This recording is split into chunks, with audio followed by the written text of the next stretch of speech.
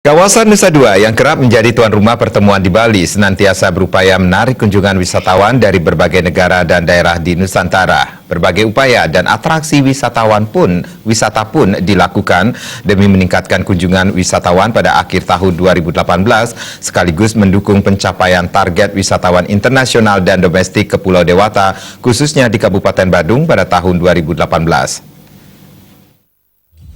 Dari berbagai perhelatan yang digelar di kawasan Indonesia Tourism Development Corporation, ITDC Nusa Dua selama tahun 2018 mampu menggait total kunjungannya mencapai 211.958 pengunjung.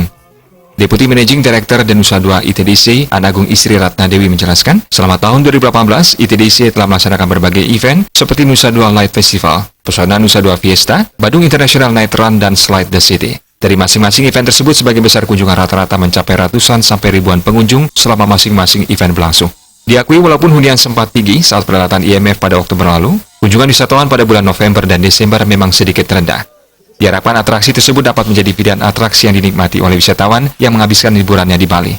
Pada bulan perayaan Natal dan akhir tahun, diharapkan target kunjungan wisatawan ke kawasan pariwisata ITDC, khususnya ke Pulau Peninsula, dapat mencapai lebih dari 350.000 wisatawan. Jadi kami harapkan dengan penyelenggaraan event-event ini bisa menarik lebih banyak lagi promotor dengan produk-produk internasional yang dilakukan di Bali sehingga bisa mengangkat kembali kunjungan Nusa Dua. Karena Nusa Dua sudah untuk di properti sudah habis, yang bisa kita lakukan untuk kunjungan wisatawan hanya dari kegiatan event yang bersifat temporary seperti ini.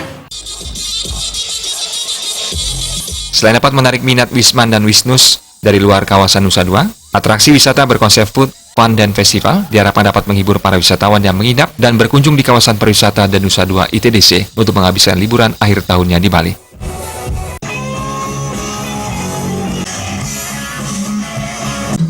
Indra Wijaya, Bali TV.